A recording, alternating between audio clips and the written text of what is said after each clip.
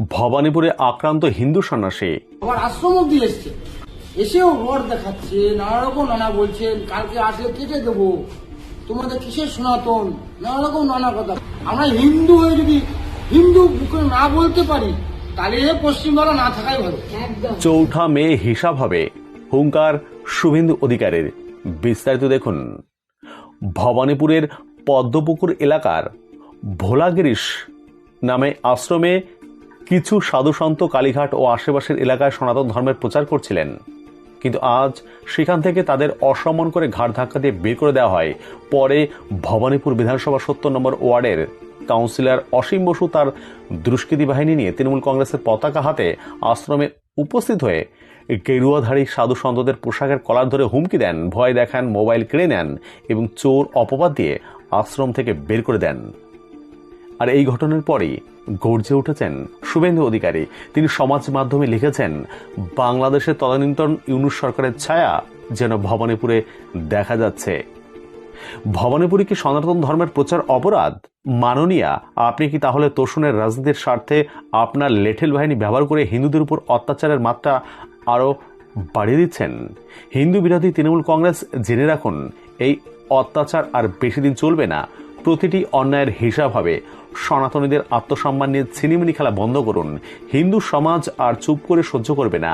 কথা দিলাম, এবার চৌঠা মের পর প্রতিটি অন্যায়ের হিসাব হবে। এবার দেখুন শুভেন্দু অধিকারীর পোস্ট করা সেই ভিডিওটি।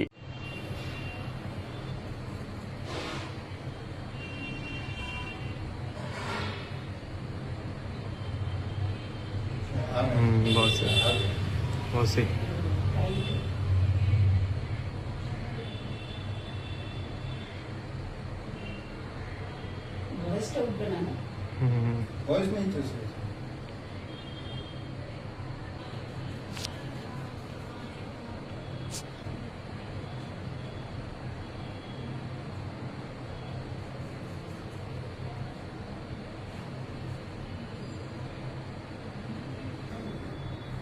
ये मोबाइल छीनने जा रहा है, मोबाइल छीनने चला गया। आराम से आराम से দেখে না তো। এবিপিতে দেখে না।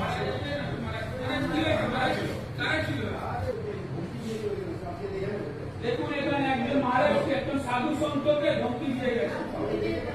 দেখে নাম করছিল তো আপনার বলে ধরেছে আমি এখন যাব না। হ্যাঁ, দেখুন সাধু সন্তরা এখানে বিশ্রাম করছে। সনাতনের প্রচার করা যাবে না।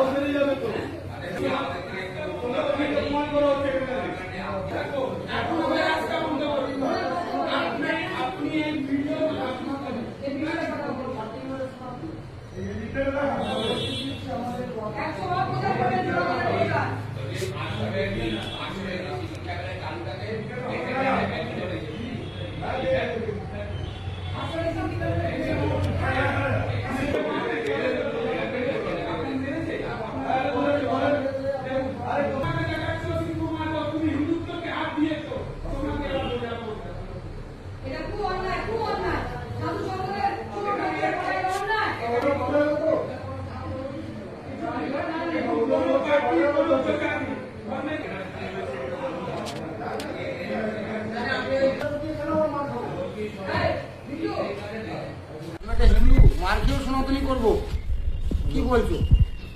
আমি গিয়েছিলাম কালীঘাটের বুকের প্রচার, সনাতনী কয়েকটা প্রচার করতে, কোনো পুজোর প্রচার নয়। তাতে ৩-৪ জন আমাকে ঘর ধাক্কা দিয়ে বার করছে আমার সাধুগুলোকে। আবার আশ্রম অব্দি এসছে, এসেও রড দেখাচ্ছে, নানা রকম নানা বলছেন, কালকে আসলে কেটে দেবো, তোমাদের কিসের সনাতন, নানা রকম নানা কথা। কিন্তু বাবা, আমরা খেয়ে না খেয়ে সনাতনের প্রচার করছি। এখানে কোনো আমাদের বিজিত নেই, আমাদের আত্মরক্ষার জন্যে, আমাদের হিন্দু করার জন্যে। আমরা হিন্দু হয়ে যদি হিন্দু বুকে না বলতে পারি তাহলে পশ্চিমবাংলা না থাকাই ভালো। একদম আমি হিন্দু যদি না বলতে পারি, আমার জাতটা না বলতে পারি, তাহলে পশ্চিমবাংলা না থাকাই ভালো। যে আমাকে হুমকি দিয়ে গেছে সেও কিন্তু হিন্দু বাবা। তারা হিন্দু জয় করতে চায়, তারা যদি মার খায় তাহলে চাঁদ উঠবে না, সূর্য উঠবে না, পবন বইবে না, গগন থাকবে না, ধরতিও ডুবে যায় বাবা। নতুন কিছু বলার নেই। আমাদের সাধু করাকে মেরে তাড়িয়েছে বাবা আধা ঘন্টা আগে। আবার কালকে বলছে ভবানীপুরের সাধুগুলোকে দেখবে, একজন দাঁড়িয়ে বলে বলছে কুচি কুচি করে কাটবে, এরকম ক্যামেরা সব লোড করা আছে বাবা, এখানে সব ক্যামেরা লোড আছে বাবা। বাবা কার সঙ্গে জল বন্ধ করে দিয়েছে, ইলেকট্রিক ধমকি দিয়ে দিয়েছে, এর থেকে কি করবো? তবু আমি বলছি আমরা ইলেকট্রিক লাগবে না, জল লাগবে না, আমরা তবু সনাতনের জয় দরকার। সনাতনের জয় যদি না করতে পারি তাহলে আমাদের পশ্চিমবাংলা থাকা যাবে না বাবা, হিন্দু কটাকা থাকা যাবে না কমসে কম। আপনাদের মা বোন বড় হচ্ছে, বাচ্চারা বড় হচ্ছে, কালকে বেরোতে পারবে না।